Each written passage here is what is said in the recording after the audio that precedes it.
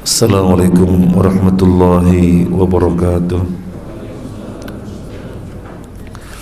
Bismillahirrahmanirrahim. Innal hamdalillah, segala puji bagi Allah.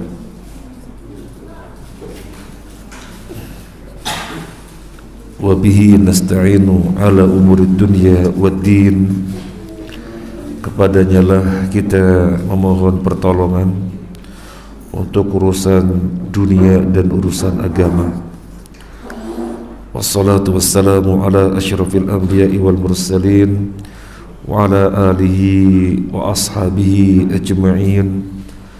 Wa la hawla wa la quwwata illa billahil aliyyil azim. Allahumma inna nas'aluka ilman nafi'a wa rizqan thayyiban wasi'a wa amalan mutaqabbala, amin ya rabbal alamin. Alhamdulillah, pada pagi hari ini dengan taufik Allah Azza wa Jalla kita diberi kemampuan untuk melangkahkan kaki kita menuju masjid guna salat subuh berjamaah yang dilanjutkan thalabul ilmi tafaqquh fid din. Dalam hal ini mengkaji kitab Tauhid yang ditulis oleh Syekh Muhammad At-Tamimi rahimallahu lahu wa ghafarallahu lahu wa lana wa liwalidina wa li asatidina wa li masyayikhina wa li jamil muslimin wal muslimat, amin ya rabbal alamin. Pada pagi hari ini kita akan membacakan bab yang terakhir dari kitab ini. Jadi kita tidak tahu sudah berapa tahun mengkaji kitab ini. Pagi ini sampai pada bab yang terakhir, bab 67, keagungan dan kekuasaan Allah. Yang ada bukunya bisa dilihat.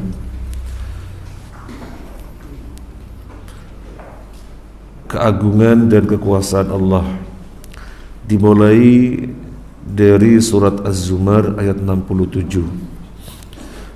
A'udzu billahi minasyaitonir rajim.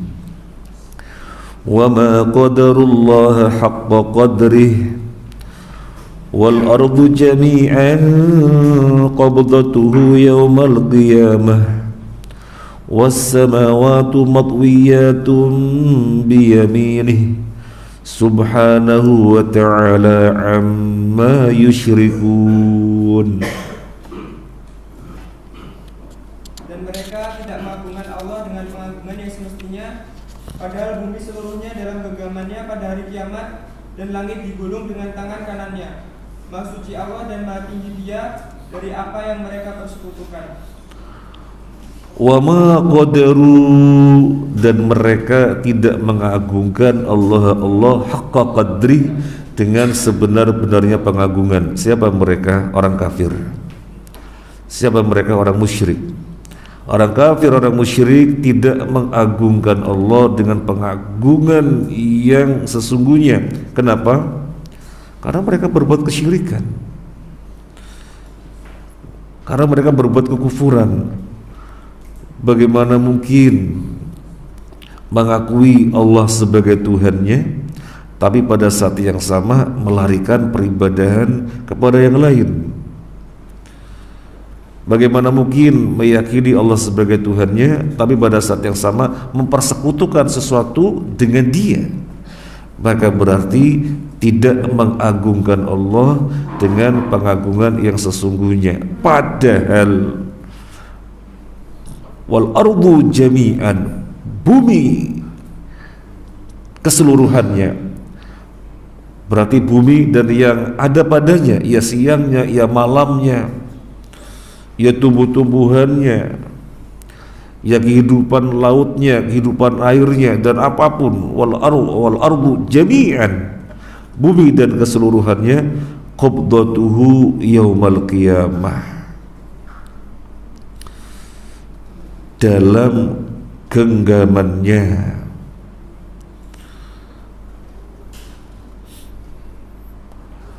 Yaumal qiyamati was samawati matwiyatun biyaminih, pada hari kiamat dan langit digulung dengan tangannya, tangan kanannya.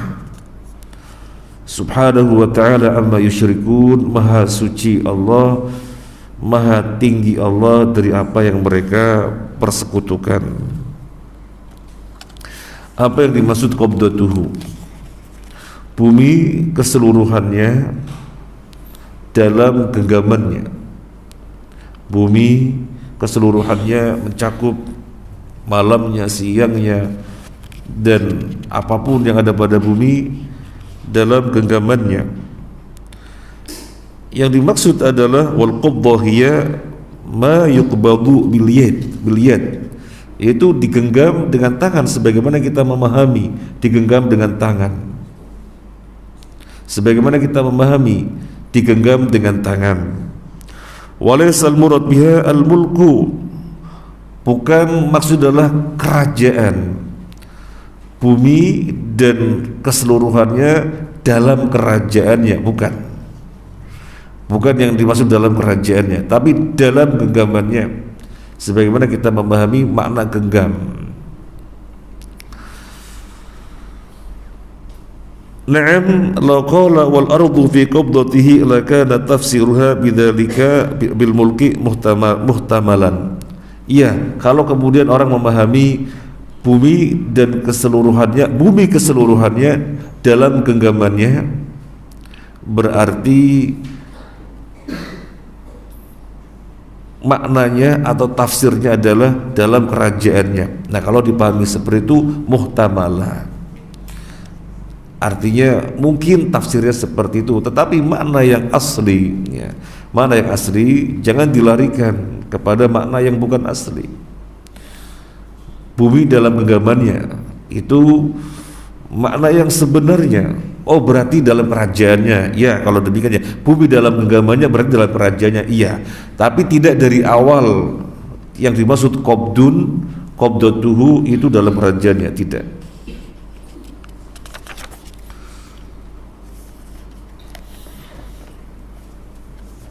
Yaumal qiyamati, pada hari kiamat, was samawati matwiyatun biyaminih, langit-langit yang jumlahnya ada 7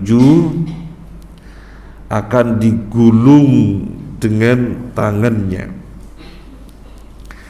Disebutkan di dalam surat Al-Anbiya ayat 104, Allah berfirman, yauma natwis samaa ka tayyis sijil lil kutub kama bada'na awwal khalqin nu'iduh, pada hari kami gulung langit sebagaimana menggulungnya kertas-kertas.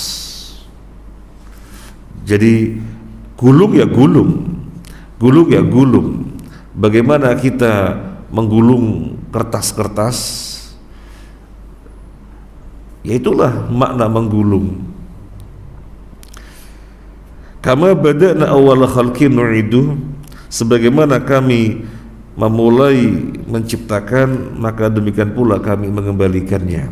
Jadi manusia awal penciptaannya dalam keadaan telanjang, tidak beralas kaki, tidak berhitan, nanti dikembalikan kepadanya. Ini bicara hari kiamat. Tetapi yang terkait dengan pembahasan kita pagi ini adalah Allah menggulungnya. Gulung dengan makna gulung. Allah menggulungnya dengan tangan kanannya. Allah menggulungnya dengan tangan kanannya. Yang di bawahnya kita bacakan. Sebelum kita lanjut, orang yang bisa memahami bahwasanya kekuasaan Allah sedemikian besarnya, kekuasaannya sedemikian dahsyatnya, maka pasti akan mengagungkan Allah. Maka pasti akan mengagungkan Allah. Tidak akan melakukan sekali-kali pun penentangan. Kita bayangkan misalnya ada raja di dunia, sangat hebat sekali dengan segala kehebatannya, ada rakyat yang berani menentang. Nah, itu baru manusia dengan manusia. Lalu bagaimana hamba dengan Allah Al-Khaliq yang menciptakan alam semesta dan kehidupan di dalamnya, kok bisa malah melakukan penentangan? Maka Allah mengatakan, wa ma qadarullaha haqqa qadri. Mereka tidak mengagungkan Allah dengan sebenar-benarnya pengagungan, padahal bumi dalam genggamannya dan pada hari kiamat langit digulung. Maka kemudian kita pun bertasbih atas perbuatan orang-orang kafir, atas perbuatan orang-orang musyrik. Subhanahu wa ta'ala amma yusyrikun. Maha suci Allah, maha tinggi Allah dari yang mereka persekutukan. Ibnu Mas'ud radhiyallahu anhu menuturkan, salah seorang pendeta Yahudi datang kepada Rasulullah sallallahu alaihi wasallam dan berkata, diterjemahkan pelan-pelan ya, ya Muhammad, inna najidu anna Allah yaj'alu as-samawati ala isbi'in. Diterjemahkan pelan-pelan. Wahai Muhammad, sungguhnya kami menjumpai dalam kitab suci kami bahwa Allah meletakkan langit di atas satu jari, Wal ardina ala isbi', bumi di atas satu jari, wasyajar ala isba', pohon di atas satu jari, wal ma'a ala isba', air di atas satu jari, wathara ala isba', tanah di atas satu jari, wasairal khalqi ala isba'. dan seluruh makhluk di atas satu jari. Fayaqulu anal malik. Fadhahika an-nabi sallallahu alaihi wasallam hatta badat nawajiduhu tasdiqan liqali al-habr. Maka Allah berfirman, akulah penguasa. Tatkala mendengarnya, tertawalah Nabi sallallahu alaihi wasallam sehingga tampak gigi-gigi beliau karena membenarkan ucapan pendeta Yahudi itu. Thumma qara'a wa ma qadarullaha haqqa qadrih wal ardu jami'an qabdatuhu yawmal qiyamah was samawati matwiyatun bi yaminihi subhanahu wa ta'ala amma yusyrikun. Nabi membaca ayat itu. Jadi terkait ayat ini pernah ada kejadian orang Yahudi sebagaimana dituturkan oleh Abdullah bin Mas'ud. Orang Yahudi datang kepada Nabi mengatakan, ya Muhammad. Ini sudah menyalahi, karena nggak boleh memanggil Nabi dengan namanya ya Muhammad. Allah Azza wa Jalla sendiri dalam Al-Quran tidak pernah menyebut Nabi dengan namanya langsung, tapi ya ayyuhan Nabi, ya ayyuhar Rasul. Ketika memanggil dengan sebutan ya ayyuhan Nabi, ya ayyuhar Rasul. Adapun ketika sifatnya bukan memanggil, ya disebut dengan namanya Muhammadur Rasulullah walladzina ma'ahu asyiddau 'alal kuffar ruhama'u bainahum. Karena tidak boleh memanggil Nabi dengan panggilan sebagaimana kita memanggil sesama kita. Wala taj'alu du'a ar-rasuli bainakum ka du'ai ba'dikum ba'dha. Janganlah memanggil Nabi sebagaimana panggilan kalian sesama kalian. Tetapi kalau bukan memanggil boleh. Muhammadur Rasulullah, Muhammad itu utusan Allah. Ini karena tidak memanggil. Nah ini kan orang Yahudi, orang kafir, sehingga tidak berbuat sebagaimana para sahabat yang memanggil ya Rasulullah, ya Nabi Allah. Nah manggilnya ya Muhammad karena memang orang kafir dia. Ya Muhammad, kami jumpai bahwasanya Allah menjadikan langit ada di satu jarinya, kemudian bumi ada di satu jarinya, pohon ada di satu jarinya, air ada di satu jarinya, wathar alal asba', demikian juga tanah di atas satu jarinya, wasairal khalqi ala isba', dan seluruh makhluk ada di satu jarinya. Kemudian dia berfirman, Adal Malik, akulah penguasa. Mendengar Yahudi berkata demikian, fadhahikan Nabi sallallahu alaihi wasallam. Nabi tertawa. Hatta badat nawajiduhu, sampai gigi-giginya terlihat. Nabi tertawa sampai giginya terlihat. Tertawanya tertawa apa ini? Abdullah bin Mas'ud menjelaskan, tasdiqan liqaulil khabar, karena membenarkan apa yang disampaikan oleh pendeta itu.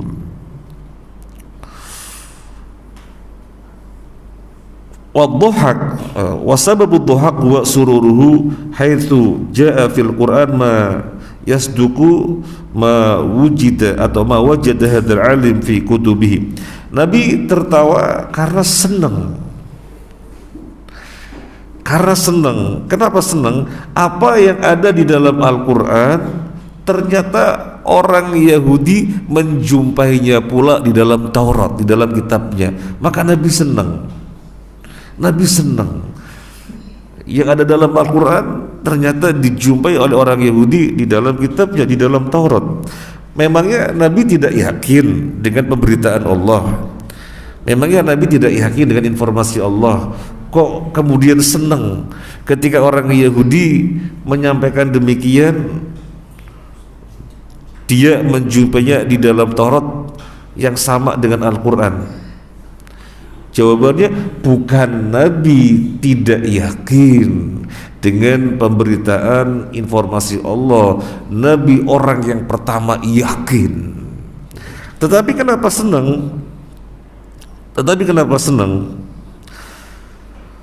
Fa inna Rasul sallallahu alaihi wasallam sawfa yasurru bihi. Wa in kana Rasul SAW ya'lamu ilmal yakin anna al-Quran min indillah, lakin tadafurul bayanat mimma yuqawi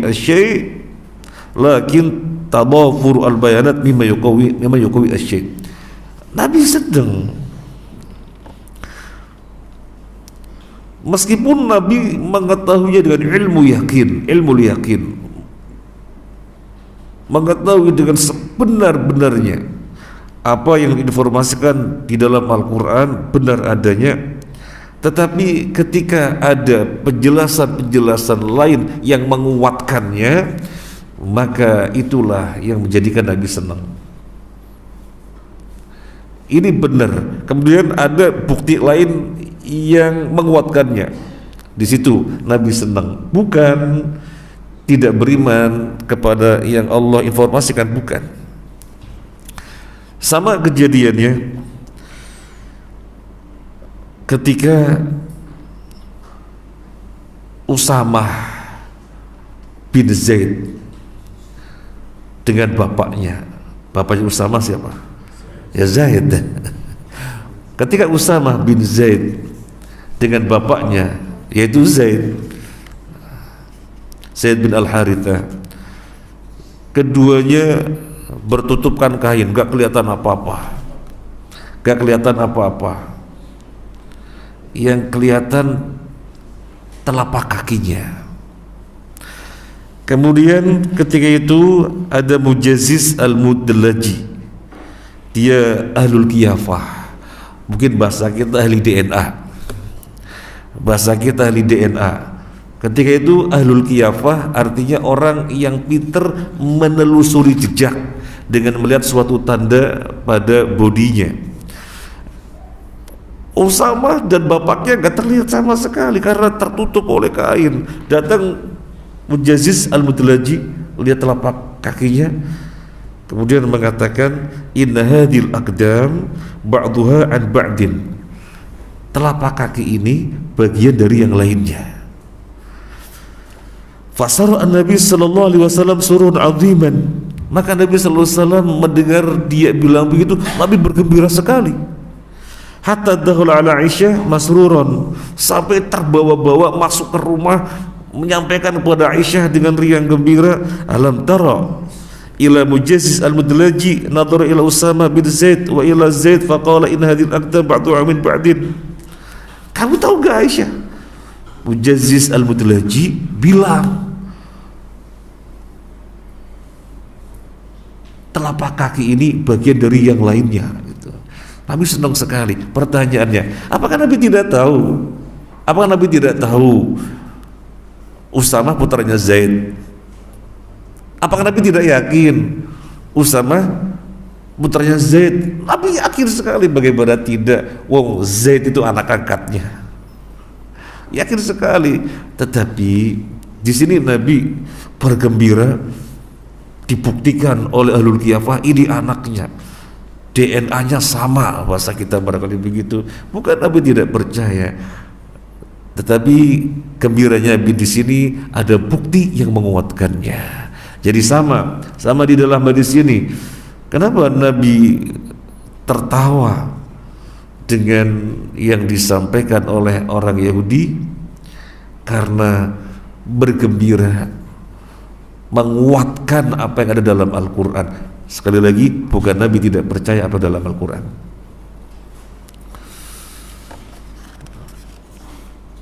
Kemudian yang dimaksud dengan isba' jari,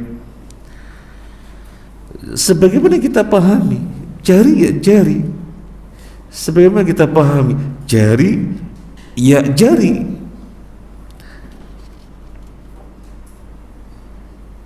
Langit jumlahnya ada 7, berada di satu jarinya.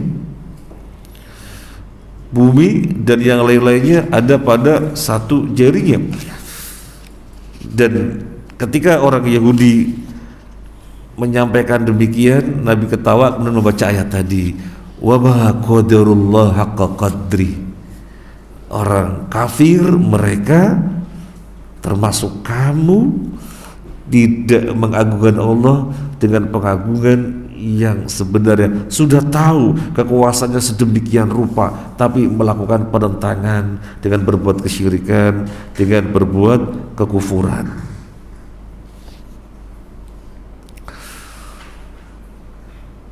Padahal bumi keseluruhannya di dalam genggamannya, dan nanti pada hari kiamat langit digulung dengan tangan kanannya. Memang Allah punya tangan kiri.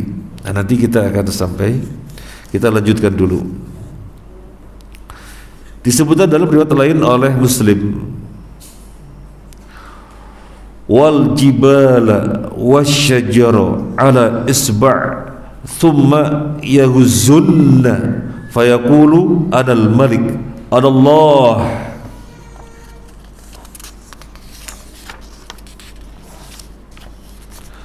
Gunung-gunung dan pohon-pohon di atas satu jari, kemudian dia menggoncangkannya, dan dia pun berfirman, akulah penguasa, akulah Allah.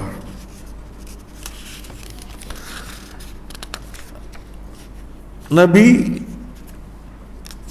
bersabda yang demikian ini, beliau melakukannya di atas mimbar. Gunung-gunung dan pohon-pohon di atas satu jari, kemudian dia azza wa jalla menggoncangkannya, dan dia berfirman, adal malik, akulah penguasa, Allah, akulah Allah. Apa yang dimaksud dengan yahuzunna, menggoncangkan? Ya, menggoncangkan dengan makna yang sesungguhnya, Allah goncangkan. Ai haza hakikiyan. Yang dimaksud yahuzunna, menggoncangkan, adalah haza hakikiyan, menggoncangkan dengan makna yang sesungguhnya. Liyubayyina lil ibad fi dzalikal mauqif al-'azim uzmatahu wa qudratahu, untuk menjelaskan kepada para hamba bahwasanya yang demikian itu menunjukkan keagungannya dan kekuasaannya. Berada di satu jari Allah azza wa jalla, dan Allah goncangkan. Maka kita merasakan betapa hebatnya kekuasaan Allah, betapa dahsyatnya kekuatan Allah. Wa kana Rasul sallallahu alaihi wasallam yaqra'u hadhil ayah wa yaqbidu yadahu wa yabsutuha yaqulu yahuzzunna fasara al-minbar yataharrak wa yahtazzu, lalu sallallahu alaihi wasallam kan yatakallam bihadzal kalam wa qalbuhu mamlu'un bi ta'dhimillahi ta'ala. Nabi ketika mengatakan Nabi ketika menjelaskan ayat ini, Nabi menggenggam tangannya. Nabi menjelaskan dalam genggamannya. Nabi menjelaskan dalam genggamannya. Nabi kemudian mempraktekkan dalam genggamannya. Kemudian Nabi membuka kembali. Kemudian Nabi mengatakan Allah menggoncangkannya sampai mimbarnya itu bergoyang. Sampai mimbarnya bergoyang. Karena Nabi berbicara ketika itu hatinya penuh dengan pengagungan Allah. Gunung, pohon ada pada satu jari Allah dan Allah goncangkan. Nabi mengatakan begitu sampai mimbarnya bergoyang. Karena beliau berbicara dengan hati yang penuh pengagungan kepada Allah Azza wa Jalla. Jadi goyang atau goncang, goncang ya goncang maknanya. Sampai Nabi menggorakkan badannya dan mimbarnya bergoyang, bergoncang.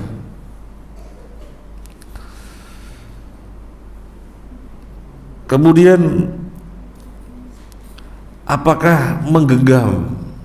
Karena Nabi mempraktekkan seperti ini, berarti genggaman Allah ya seperti itu. Di sini Nabi sedang menjelaskan makna menggenggam. Nabi di sini sedang menjelaskan makna menggenggam. Ada menggenggam sebagaimana kita menggenggamnya seperti ini.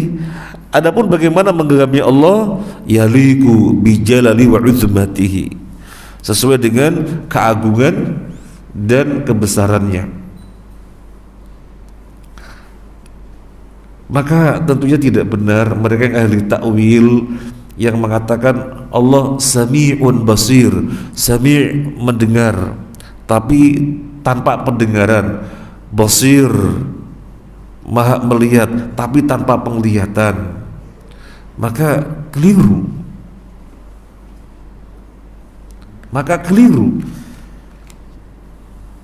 Karena Nabi untuk menjelaskan Allah menggenggam, Nabi mempraktekkan menggenggam. Ini menunjukkan menggenggam dengan makna yang sebenarnya. Adapun bagaimana Allah menggenggam tentunya sesuai dengan keagungan dan kebesarannya. Yaliku bijalli wa uzmatihi. Sehingga tidak bisa Allah mendengar dengan tidak punya pendengaran, dengan tanpa pendengaran. Allah melihat dengan tanpa pendengaran, dengan tanpa penglihatan. Kan populer sekali di kalangan oleh ahli ta'wil. Sami'un bila sam'in, basirun bila basar. Terkenal sekali di kalangan ahli ta'wil. Allah sami' mendengar tanpa pendengaran, Allah basir melihat tanpa penglihatan. Itu keliru. Oh, sampai Nabi mempraktekkan kalau artinya menggenggam ya maknanya menggenggam. Adapun bagaimana menggenggamnya, yaliku bijali wa udmati, sesuai dengan keagungan dan kebesaran Allah. Nah, termasuk ketika Nabi menjelaskan sami' basir, anna Rasul sallallahu alaihi wasallam hina qara'a qawlahu ta'ala innallaha ya'murukum an tu'addul amanati ila ahliha wa idza hakamtum bainan nasi an tahkumu bil 'adl innallaha ni'ma ya'idukum bih innallaha kana sami'an basira wa dha asabi'ahu ala 'ainaihi wa la udunihi. Suatu ketika Nabi membacakan ayat innallaha ya'murukum an tu'addul amanati ila ahliha wa idza hakamtum bainan nasi an tahkumu bil 'adl innallaha ni'ma ya'idukum bih innallaha kana sami'an basira. Jadi ketika Nabi membaca innallaha kana sami'an basira, sesungguhnya Allah sami' maha mendengar, basira maha melihat, Nabi mempraktekkan innallaha kana sami'an basira.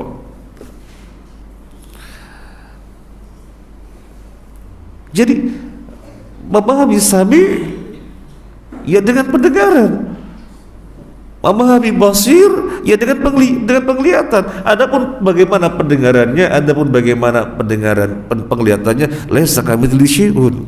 Tapi Nabi mempraktekannya demikian, menunjukkan sampai dengan pendengaran, basir dengan penglihatan. Maka tidak dibenarkan mereka ahli takwil. Ahli takwil kan maksudnya bagus. Maksudnya bagus bagaimana? Untuk tidak pernah menyamakan Allah dengan makhluknya. Ini maunya mereka. Untuk tidak pernah menyamakan Allah dengan makhluknya. Kalau dikatakan Allah maha mendengar, Allah maha melihat, berarti Allah punya pendengaran, berarti Allah punya penglihatan. Ya kayak makhluknya deh kalau gitu.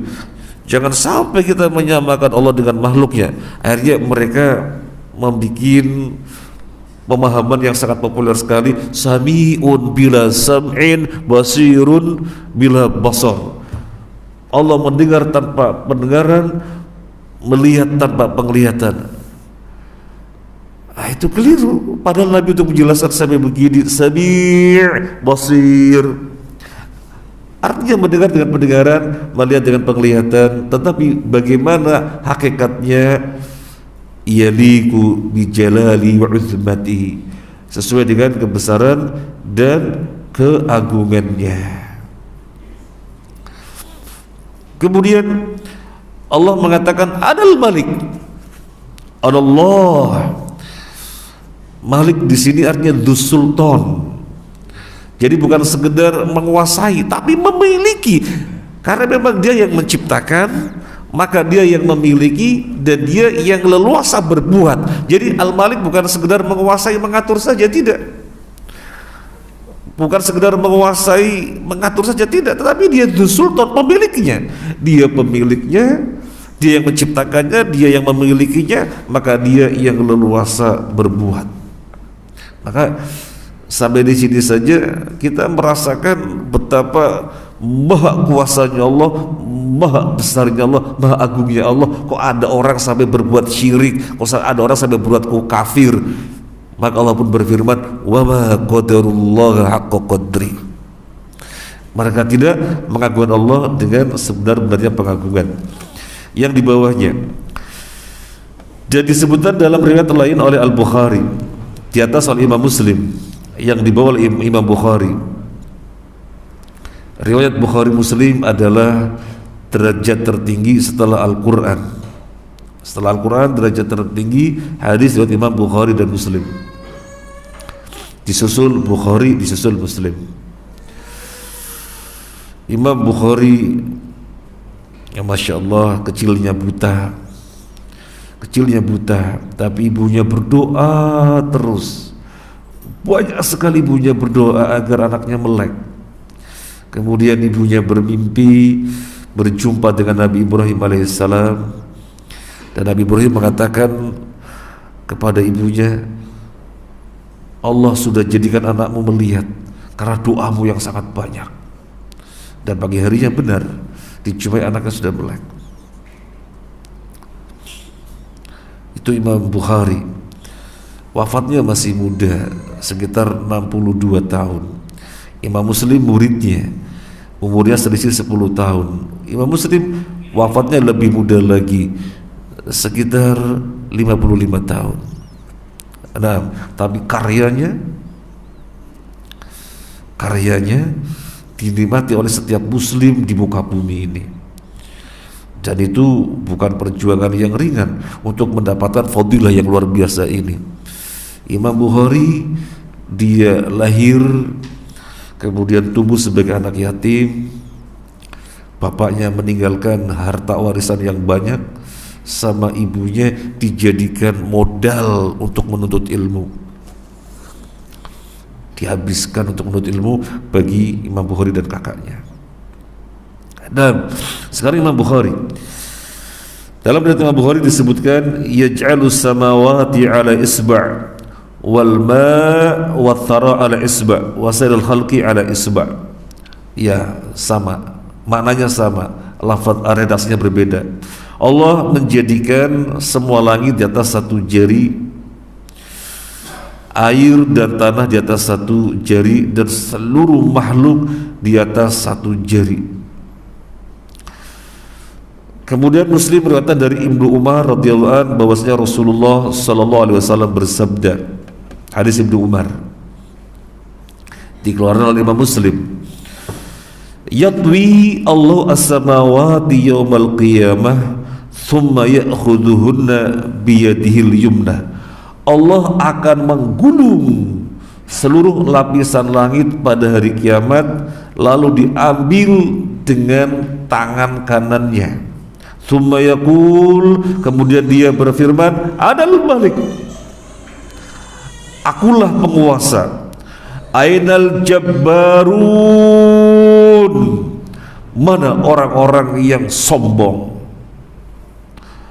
Ainal Mutakabbirun, mana orang-orang yang gumede. Thumma yatwi al-ardina as-sab'a, kemudian dia menggulung bumi yang 7. Thumma ya'khudhunna bishimalihi, kemudian mengambilnya dengan tangan kirinya. Thumma yaqul, kemudian dia berfirman, Anal Malik, akulah penguasa. Ainal Jabbarun, mana orang yang sombong. Ainal Mutakabbirun, mana orang yang gumede. Artinya jangan sekali-kali kita menjadi orang sombong. Kelebihan apa yang kita punya, betapapun kelebihannya, itu sedikit sekali, kecil sekali, karena langit yang penciptanya sangat besar. Langit yang penciptaannya sangat besar itu hanya ada pada satu jari Allah, dan akan Allah gulung, diambil dengan tangan kanannya. Bumi yang 7 juga demikian, hanya ada pada satu jari Allah. Kemudian Allah mengambilnya, Allah menggulungnya dan mengambilnya dengan tangan kirinya. Terus apa yang mau disombongkan? Gara-gara punya kekuasaan, gara-gara punya kekayaan, gara-gara punya apa yang dimilikinya, ya apapun yang dimilikinya, pangkat, derajat kecil. Makanya Allah berfirman, Anal Malik, akulah penguasa. Ainal Jabbarun, mana orang-orang sombong. Sombong itu hanya boleh Allah sendiri yang bersifat. Selain Allah tidak boleh ada yang bersifat, karena tidak layak. Tidak layak bersifat dengan kesombongan. Hanya Allah saja yang boleh bersifat dengan kesombongan, yang lainnya tidak boleh. Nah, ini yang tadi mau kita sampaikan. Langit digulung dan diambil dengan tangan kanannya. Bumi digulung dan diambil dengan tangan kirinya. Berarti Allah punya tangan kanan dan kiri. Yang menjadi permasalahan, ada riwayat yang menyebutkan Allah punya 2 tangan dan kedua tangannya itu kanan. Sementara sekarang kita jumpai hadis Imam Muslim dari Abdullah ibnu Umar, ada tangan kanan, ada tangan kiri. Apakah bertentangan? Tidak ada yang bertentangan. Semua hadis yang sahih tidak ada yang bertentangan. Terus ya, bagaimana memahaminya dengan pas? Syekh Utsaimin rahimahullah taala menjelaskan bahwasanya kedua tangan Allah ada kanan ada kiri, sebagaimana dalam hadis ini Allah memiliki tangan kanan dan kiri. Terus riwayat yang menyebutkan kedua tangannya kanan, maksudnya bagaimana? Tidak sebagaimana makhluk yang tangan kanan dan kirinya memiliki kekuatan yang berbeda, satunya lebih dominan dari yang lainnya, atau yang lainnya dari yang lainnya. Yang jelas kanan kiri kekuatannya berbeda, satunya lebih dominan. Maka tidak demikian Allah. Maka tidak demikian Allah. Secara umum tangan kanan lebih dominan, lebih kuat daripada tangan kiri secara umum, meskipun ada orang-orang tertentu yang kidal, yang tangan kirinya lebih kuat, lebih dominan dari kanan. Tetapi itu kan sifatnya pengecualian. Secara umum tangan kanan lebih kuat. Maka Nabi bersabda kedua tangannya adalah kanan, artinya kedua tangannya sama saja, gak ada yang satunya lebih rendah lebih lemah. Itu maksudnya. Jadi tidak bertentangan. Kemudian yang berikutnya riwayat Ibnu Abbas radhiyallahu an. Mas samawatu sab'u wal ardu das-sab'u fi kafir rahman illa ka khardalatin fi yadi ahadikum. Tidaklah langit yang 7 dan bumi yang 7 di telapak tangan Ar-Rahman, di tangan Ar-Rahman. Tetapi di sini hadisnya dengan sebutan kaf. Kaf itu telapak tangan. Kalau yad tangan. Yad tangan. Kalau kaf telapak tangan. Kalau di dalam bahasa Arab ini namanya yad.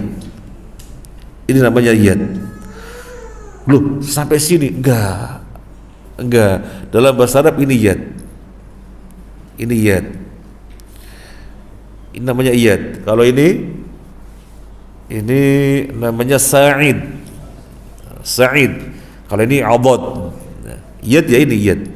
Nah. Jadi yad tangan, dan di dalam hadis ini disebut dengan kaf telapak tangan. Tidaklah langit yang 7 dan bumi yang 7 di telapak tangan Ar-Rahman kecuali seperti sebutir biji sawi yang berada di tangan seseorang di antara kalian. Kita bayangkan agak ada biji sawi ya, kita praktekkan aja, mana biji sawi ya, katakan ini biji sawi, biji yang sangat kecil berada di telapak tangan kita. Ini perumpamaan langit yang 7 dan bumi yang 7 di telapak tangan Allah Azza wa Jalla. Terus apa aja yang mau disombongkan? Makanya kan judul dari kitab, dari bab ini adalah memahami ayat wa ma qadarullah, judul yang aslinya, judul yang edisi Arabnya. Mana? Judul edisi Arabnya memahami ayat babu qaulillahi ta'ala wa ma qadarullah haqqa qadri. Kalau dalam edisi terjemahannya keagungan dan kekuasaan. Judul aslinya bab berkenaan dengan firman Allah wa ma qadarullah haqqa qadri. Mereka tidak mengagungkan Allah dengan pengagungan yang sebenarnya. Nah, kalau langit yang 7 dan bumi yang 7 di telapak tangan Allah seperti biji sawi di telapak tangan kita, terus apa yang mau disombongkan? Dan kita merasakan bumi ini sangat besar sekali. Bumi sangat besar sekali. Wong perjalanan dari sini ke Jakarta harus beberapa kali istirahat. Kenapa capek? Kenapa jauh? Padahal dari sini sampai Jakarta. Karena kita merasakan bumi ini sangat besar sekali. Dan itu pun jika dibandingkan dengan matahari, bumi titik, matahari bola. Kemudian matahari yang bola dibandingkan dengan bintang yang lainnya lagi, matahari skalanya titik, bintang yang lainnya ini bola. Dan bintang yang lainnya bola ini dibandingkan dengan bintang yang lainnya lagi, dia titik, yang lainnya bola, dan terus sampai batas kemampuan manusia berapa juta kecepatan cahaya, dan itu masih ranah langit pertama. Jaraknya bumi ke langit pertama 500 tahun, nanti kita jumpai. Dan langit pertama ke langit kedua 500 tahun juga. Kemudian langit yang kedua ketiga 500 tahun juga, dan seterusnya. Itu semuanya di dalam genggaman Allah, seperti biji sawi pada telapak tangan di antara seseorang di antara kalian. Kemudian yang berikutnya Ibnu Jarir berkata, Yunus menuturkan kepadaku dari Ibnu Wahab, dari Ibnu Zaid dan bapaknya, Zaid bin Aslam, ia menuturkan Rasulullah sallallahu alaihi wasallam bersabda, "Mas samawatu sab'u fil kursi illa kadarahimi sab'atin ulqiyat fi tursin." Allahu akbar. Tidaklah langit yang 7 dibandingkan dengan kursi kecuali seperti 7 keping, 7 koin yang diletakkan di atas perisai. Kursi itu di atasnya langit yang 7. Jadi langit jumlahnya ada 7, langit sampai 7, dan masing-masing dari langit pertama 500 tahun, langit kedua ketiga 500 tahun, dan seterusnya sampai langit 7 masing-masing perjalanannya 500 tahun. Nah, di atasnya langit yang 7 ada namanya kursi. Ada namanya kursi. Nah, langit yang 7 langit yang 7 dibandingkan dengan kursi yang ada di atasnya, maka perumpamaannya seperti 7 koin. Ambil uang koin, uang apa yang ada uang koin? Dirham itu mirip apa kalau koin kita? Katakan 500 rupiah itu ya, bisa ada dirham segitu. 7 koin, 7 keping ditaruh di perisai. Bayangkan perisai yang orang-orang dahulu berperang untuk melindungi diri dari sabetan pedang. Tank itu perisai. Gedenya seberapa? Melindungi diri biar tidak kena sabetan pedang. Itu 7 koin ditaruh di perisai itu. Kalau di sini apa sih, kita nggak pernah lihat perisai. Taunya kan di TV perisai kayak gitu ya. Di sini apa? Tampah. Tameng, menurut saya tameng kok perisai. Tameng. Dia. Pak polisi. Iya, Pak polisi itu. Ketika nembakan gas air mata. Apa? Ya itu ya, seperti itu. 7 keping ditaruh di situ. Jadi apa yang mau disombongkan? Ini langit yang besar, yang sangat besar dibandingkan kursi, ternyata kecil sekali, dan itu 7. Yang berikutnya, Ibnu Jarir berkata pula, Abu Dzar radhiyallahu anhu menuturkan, aku mendengar Rasulullah sallallahu alaihi wasallam bersabda, mal kursi fil arsh illa kahalqatin min hadidin ulqiyat baina dhuhrai falatin minal ardi. Dan tidaklah kursi dibandingkan dengan arsy melainkan seperti sebuah gelang besi yang dilemparkan di tengah padang pasir. Nah, kalau arsy itu di atasnya kursi, tapi sebenarnya di atasnya kursi ada yang namanya al-ma. Wa kana arsyu 'alal ma'i dalam surat Hud. Wa kana arsyu 'alal ma'i. Jadi langit yang 7 di atasnya ada kursi, di atasnya kursi ada al-ma, di atas al-ma baru arsy. Wa kana arsyu 'alal ma'.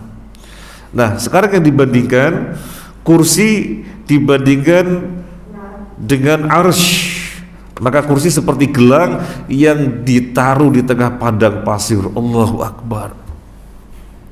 Wong kursi itu sendiri ibaratnya tameng, langit yang 7 koin. Sekarang kursi dibandingkan dengan arsy, kursi ibaratnya gelang, arsy ibaratnya padang pasir. Terus manusia kecil seberapa? Wong bumi saja sudah tidak tampak. Apa yang mau disombongkan? Apa yang mau disombongkan? Jadi judulnya wa ma qadarullah, mereka tidak mengagungkan Allah. Sombong. Apa yang mau disombongkan? Bayangkan padang pasir. Kalau kita ke Saudi pas perjalanan siang, itu terasa sekali itu.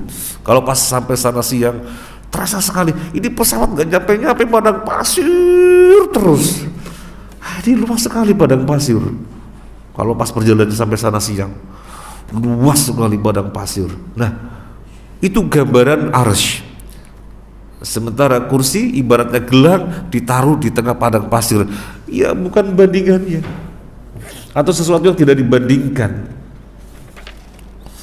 Kemudian yang berikutnya diriwayatkan dari Ibnu Mas'ud bahwa ia menuturkan,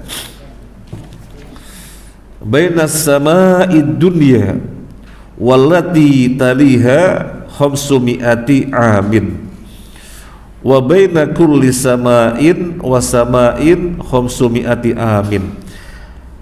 Antara langit dunia dengan langit berikutnya jaraknya 500 tahun, dan antara setiap langit jaraknya 500 tahun. Langit dunia itu maksudnya langit yang paling dekat dengan kita. Langit dunia maksudnya langit yang paling dekat dengan kita, dengan langit yang di atasnya lagi 500 tahun. Antara langit yang ketujuh dengan kursi, ya, wa bainas sama'i sabi'a wal kursi khamsumi'ati amin. Antara langit yang ketujuh dan kursi jaraknya 500 tahun. Wa bainal kursi wal ma', dan antara kursi dan air, alma bahasa kita air, dan antara kursi dan alma yang di atasnya lagi namanya alma, jaraknya 500 tahun. Wal arsh fawqal ma', dan ars di atas alma. Wa kana arsyu 'alal ma'i liyabluwakum ayyukum ahsanu amala, dalam surat Hud. Ars di atas alma. Wallahu fawqal arsh, dan Allah di atas ars.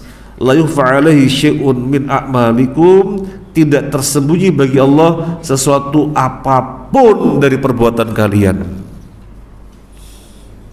Jadi kita di bumi, di atas kita ada langit, langit dunia, langit yang paling dekat. Ada langit sampai 7. Di atas langit yang ketujuh apa? Di atas langit yang ketujuh apa? Enggak. Di atas langit yang ketujuh kursi. Di atasnya kursi alma. Di atas alma arsh, dan Allah di atas arsh. Dan Allah di atas arsy. Allah menyebut dirinya di atas arsy dengan sebutan Al-Zahir, wal awwalu wal akhiru wal zahiru wal batin.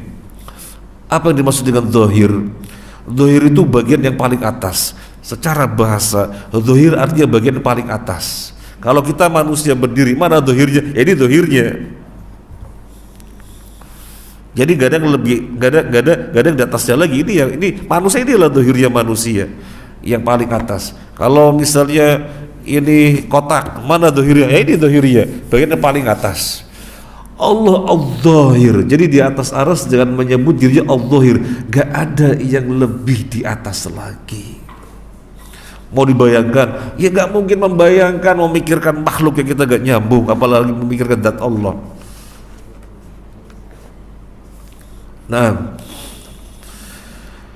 dan diriwayatkan dengan lafaz seperti ini oleh Al-Mas'udi dari Asim, dari Abu Wa'il, dari Abdullah. Demikian dinyatakan Ad-Dhahabi. Lalu katanya athar tersebut diriwayatkan melalui beberapa jalan. Banyak jalan, banyak periwayatan.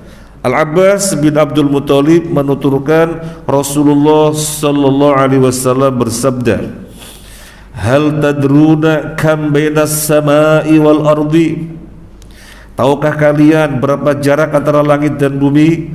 Kulna Allahu wa rasulu a'lam. Kami, yang dimaksud para sahabat, kami menjawab Allah dan Rasulnya yang lebih tahu. Qal bainahuma masiratu khamsimi'atin sanah. Jarak antara keduanya, antara langit dan bumi adalah 500 tahun. Wa min kulli sama'in ila sama'in masiratu khamsimi'ati sanah. Dan antara langit yang satu dengan langit yang berikutnya jaraknya 500 tahun. Wa apa?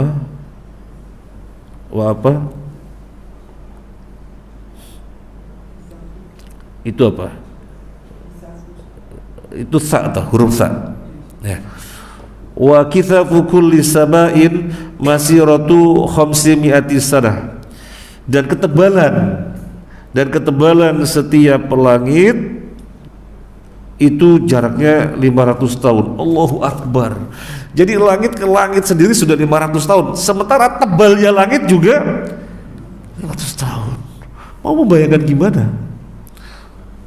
Mau membayangkan bagaimana?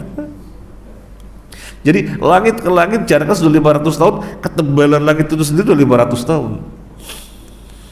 500 tahun itu kita naik mobil jeep dari Keputih sampai mana? Umurnya saja tidak nyampe 500 tahun. Ini bukan 500 kilo, 500 tahun. Ini seandainya kita dengan kendaraan sekarang jeep. Yang dimaksud Nabi 500 tahun perjalanan apa Allah alam. Katakan dengan kendaraan yang ada ketika itu, kuda, onta. Terus 500 tahun itu sampai mana? Terus mau membayangkan, ya nggak mungkin. Kemudian wa bainas sama'i sabi'a wal arash bahrun. Antara langit yang 7 dengan aras ada samudra. Tadi dalam hadis tadi disebut apa? Alma, sekarang disebut bahrun. Ya kita menggunakan istilah yang ada dalam hadis. Alma ya alma, bahar ya bahar. Hakikatnya gimana Allah alam. Baina asfalihi wa a'lahu kama baina sama wal ardi. Kemudian antara dasar samudra itu, antara dasar bahar itu dengan permukaannya sejarak antara langit dan bumi. Antara langit dan bumi berapa? 500 tahun. Wallahu ta'ala fawqa dzalik, dan Allah di atasnya. Walaysa yakhfa 'ala Allahi syai'un min a'mali bani Adam. Tidak ada yang tersembunyi bagi Allah amalan manusia. Tidak ada yang tersembunyi. Semuanya dalam liputan Allah. Jadi ini pembahasan yang menjadikan kita semakin mengagungkan Allah, dan tidak mungkin kita membayangkannya, karena membayangkan makhluknya saja tidak sampai, lalu bagaimana membayangkan zatnya? Cukuplah kita meyakini. Kemudian masyaallah muslimin rahimakumullah, terkait pembicaraan nama dan sifat Allah itu banyak yang tergelincir, dan Allah sudah mewanti-wanti. Allah sudah mewanti-wanti di dalam Al-Quran. Allah berfirman, walillahil asma'ul husna fad'uhu biha. Allah memiliki al-asma'ul husna, panggil dia dengan nama-nama tersebut. Yang berikutnya ancaman, wadharul ladzina yulhiduna fi asma'i sayujzauna ma kanu ya'malun. Tinggalkanlah oleh kalian orang-orang yang menyimpang. Tinggalkan oleh kalian orang-orang yang menyimpang di dalam nama-namanya, yang otomatis menyimpang dalam sifat-sifatnya. Sayujzauna ma kanu ya'malun, kelak mereka akan dibalas, diadab atas apa yang mereka perbuat. Jadi jangan sampai memahami nas-nas terkait nama dan sifat Allah melebihi yang dipahami oleh Nabi yang diajarkan kepada para sahabatnya. Sekali lagi, jangan sampai memahami nas-nas yang terkait dengan nama dan sifat Allah melebihi yang dipahami oleh Nabi yang telah diajarkan kepada para sahabatnya. Dan ini diriwayatkan, apa yang Nabi ajarkan kepada para sahabatnya diriwayatkan dengan periwayatan-periwayatan, kemudian sampai kepada kita, yaitu apa bedanya Ahlus Sunnah wal Jamaah dengan Salafi? Apa bedanya Ahlus Sunnah wal Jamaah dengan Salafi? Ya gak ada bedanya, tetapi Ahlus Sunnah wal Jamaah lebih umum karena mereka di dalam beragama kuat, Al-Quran Sunnah, Al-Quran Sunnah. Tetapi kemudian di dalam pemahaman-pemahaman tertentu tidak mengambil bagaimana para sahabat memahaminya. Nah, adapun Salafi mau mutaba'ah mahdhah, ini yang membedakan. Adapun salafi bukan sekedar Al-Quran dan Sunnah itu kuat, bukan sekedar itu, tetapi pemahamannya juga harus persis seperti para sahabat. Ini yang membedakan, sehingga salafi mutaba'ah mahdhah, mengikuti secara mutlak bagaimana para sahabat, yaitu yang kita pahami. Itu yang kita pahami. Awalnya yang populer di kalangan kaum muslimin hanya sebutan Islam. Huwa muslim, huwa kafir. Kan gitu saja awalnya. Huwa muslim, huwa kafir. Dia muslim, dia kafir. Sudah sangat jelas, dia muslim, dia kafir. Tetapi kemudian dalam perkembangannya, orang menjalankan keislaman dengan corak yang berubah-ubah. Huwa muslim. Orang bertanya, muslim yang bagaimana? Karena Syiah juga mengatakan muslim, karena Qadariyah juga mengatakan muslim, karena Jabriyah juga mengatakan muslim. Muslim yang mana? Gak cukup menyebut muslim dan kafir, belum cukup, karena muslim orang menjalankan keislaman dengan corak yang sudah macam-macam, sehingga perlu ada istilah muslim yang komitmen dengan Al-Quran dan hadis. Muncul istilah Ahlussunnah wal Jamaah. Sehingga muslim yang mana? Syiah? La. Muslim Ahlussunnah wal Jamaah. Muslim yang mana? Qadariyah? La. Muslim Ahlussunnah wal Jamaah. Istilah ini dibutuhkan karena ada corak-corak warna macam-macam. Kemudian Ahlussunnah wal Jamaah di dalam pemahaman ada perubahan-perubahan dalam asma wa sifat misalnya, maka kemudian muncul istilah salafi, sehingga di dalam segalanya gak ada yang terkecualikan, semuanya harus sesuai sahabat, sehingga muncul istilah salafi. Kemudian Syekh Al-Albani pernah ditanya, apa nanti setelah salafi akan ada muncul istilah lain? Belum terjadi.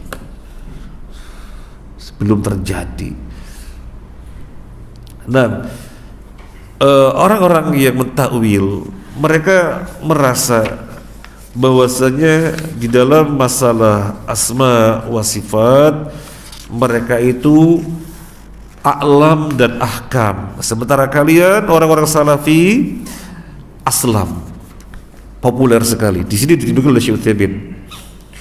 Wa minal masyhur indahum qauluhum tariqatus salaf aslam wa tariqatul halaf a'lam wa ahkam. Kata mereka, kalian salafi aslam.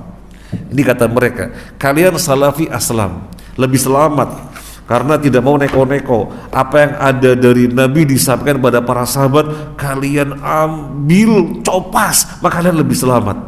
Tapi kami a'lam dan ahkam, kami lebih ngerti dan lebih hikmah.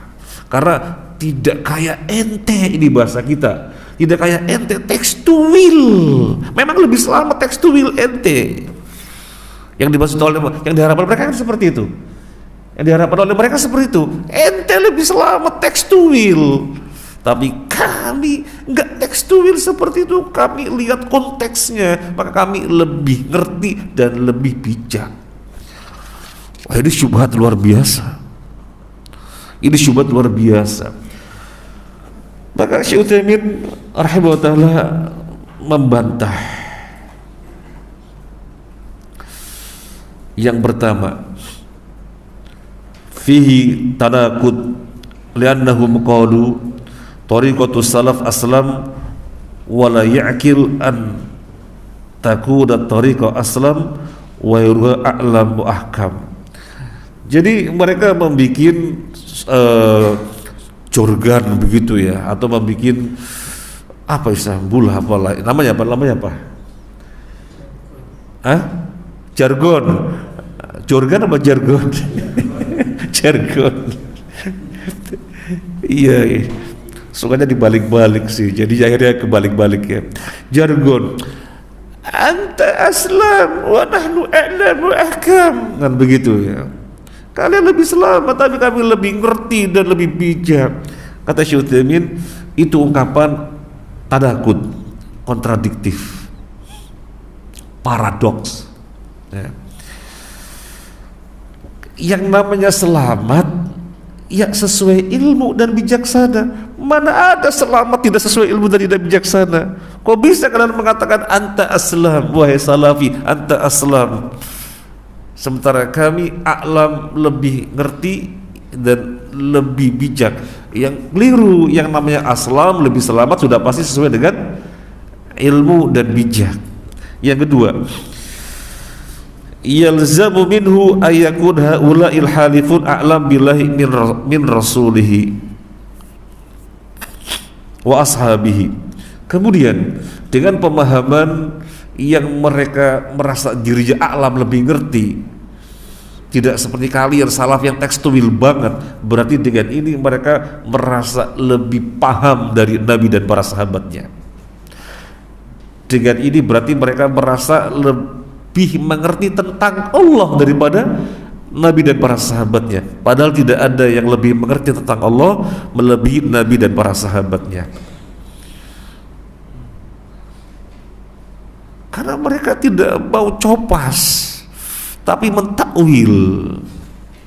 Maka ini yang kedua kata Syekh Utsaimin, berarti mereka merasa lebih tahu tentang Allah, merasa lebih tahu tentang Allah daripada Nabi dan para sahabatnya.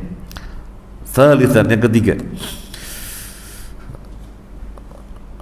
anal ilma wal hikmah min at-tahrif wat ta'til. Ayat al-ilmu wal hikmah min al-tahrif wat ta'til. Kalian merasa lebih berilmu, lebih ngerti dan lebih bijak, lebih hikmah. Ilmu apanya kata Syekh Utsaimin? Ilmu apanya, hikmah apanya? Tahrif, ta'til, apanya yang ilmu? Apanya hikmah? Tahrif, mengubah dari makna yang sesungguhnya ke makna yang lain. Ta'til, menghilangkan. Wong Allah menetapkan, kalian menghilangkan. Terus mananya yang ilmu? Mananya yang ilmu dan mana yang hikmah? Kok mengatakan anta aslam wa nahnu a'lam wa ahkam? Apa aja yang ilmu? Tahrif itu mengubah dari makna yang asli ke makna yang lain. Ta'til itu menolak. Allah menetapkan, kok kalian tolak. Terus yang ilmu apa, yang hikmah apanya?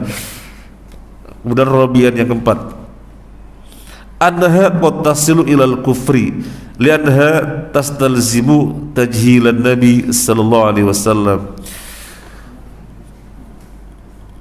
Merasa dirinya a'lamu ahkam, sementara yang tidak seperti mereka memang lebih selamat, karena tekstual banget, lebih selamat karuan. Kami a'lam dan ahkam, kami lebih ngerti, lebih hikmah.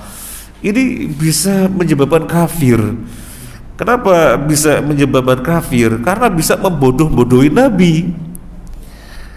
Kan menyalah-nyalahkan Nabi. Kita dikatakan selamat soalnya plak tekstual seperti Nabi, berarti kan nyalah-nyalahin Nabi. Ini bisa menyebabkan kekufuran. Maka nggak usah terkecoh dengan jargon apa jorgan. Gak usah terkecoh dengan jargon inti aslam wadahnu a'lam ahkam.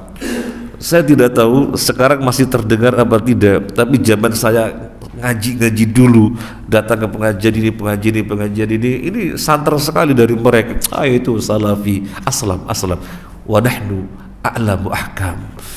Ada populer sekali. Nah ini bantahannya. Jadi berbicara Allah menggenggam sebagaimana yang kita mengetahui Allah menggenggam, sebagaimana kita memahami menggenggam. Coba menggenggamnya Allah bagaimana? Ya, laisa kamitslihi syai'un. Tidak ada sesuatu yang sama dengan Allah. Yang jelas menggenggam ya menggenggam. Allah punya jari-jari. Loh, kok bisa mengatakan Allah punya jari-jari? Kayak manusia dong. Loh, yang mengatakan Allah punya jari-jari ya Nabi. Nabi mengatakan Allah punya jari-jari. Kok kita mengatakan sebagaimana Nabi katakan, kita disalahkan. Kita mengatakan sebagaimana yang Nabi katakan. Adapun bagaimana jarinya, laisa kamitslihi syai'un. Tidak ada sesuatu pun yang sama dengan Allah. Loh, kita disalah-salahkan. Katanya tekstual banget, gak ngerti ilmunya. Lah gimana sih? Yang aslam, yang tekstual justru ngikutin Nabi apa adanya. Allah punya janji sebagaimana yang Nabi katakan. Kemudian Allah di atas arsy. Yang mengatakan Allah di atas arsy siapa? Ya Allah sendiri dalam Al-Quran. Menurut Nabi menjelaskan tadi kita bacakan, dan Allah di atas arsy. Terus mau disalah-salahkan. Kul a'antum a'lamu amillah. Ini dalam Al-Quran. Apakah kalian lebih tahu tentang Allah daripada Allah sendiri? Kul a'antum a'lamu amillah. Apakah kalian lebih tahu tentang Allah daripada Allah sendiri? Yang tahu tentang Allah ya Allah sendiri. Kemudian Allah menginformasikan tentang dirinya kepada Nabi sallallahu alaihi wasallam. Maka cukup itu yang kita ambil, tidak lebih dari itu. Jadi dalam perkara ini harus hati-hati sekali. Jangan berbicara tentang Allah kecuali sebatas yang Nabi informasikan. Dan dikecam dalam Al-Quran, wa antakulu 'alallahi ma la ta'lamun. Kalian berbicara tentang Allah dengan yang tidak kalian ketahui. Yang terakhir ingin saya sampaikan begini biar lebih jelas. Yang pertama, kesamaan nama tidak mengharuskan kesamaan hakikat. Saya ulangi lagi, kesamaan nama tidak mengharuskan kesamaan hakikat. Jangankan antara Allah dan makhluknya. Allah punya tangan, kita punya tangan. Berarti manusia seperti Allah, sama-sama punya tangan. Sebutannya sama, yadullah, tangan Allah. Yadul insan, tangannya manusia, sama-sama tangan. Penyebutannya, penamaannya, tapi hakikatnya tentunya jauh berbeda. Wong sekarang sesama makhluk. Misalnya itu di depan masjid daun tanamannya hijau-hijau, daun pohonnya hijau-hijau, daunnya rindang. Kemudian kalimat yang kedua, minta tolong dihitung berapa daun pintu ini masjid. Masjid ini berapa daun pintunya? Ada penamaan apa yang sama? Daun. Hakikatnya sama? Sama-sama penamaan, hakikatnya beda.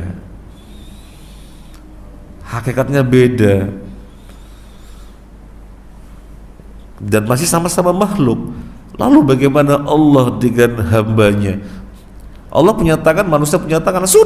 Sudah yakini Allah punya tangan sebagaimana diinformasikan tentang dia Allah punya tangan. Jangan ditakwil kemana-mana. Allah punya tangan. Yang jelas tidak akan sama. Yang jelas hakikatnya tidak akan sama.